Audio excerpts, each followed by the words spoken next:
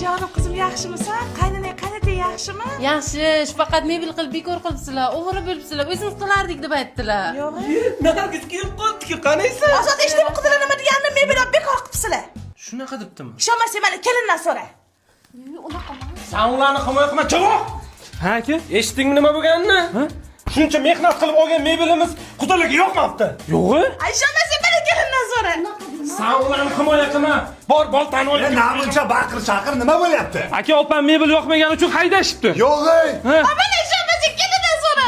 Yo'q, dada. Sen ularni himoya qilma. Borib bolta bilan davlatini chopganimiz bor. Yo'q, to'xtanglar.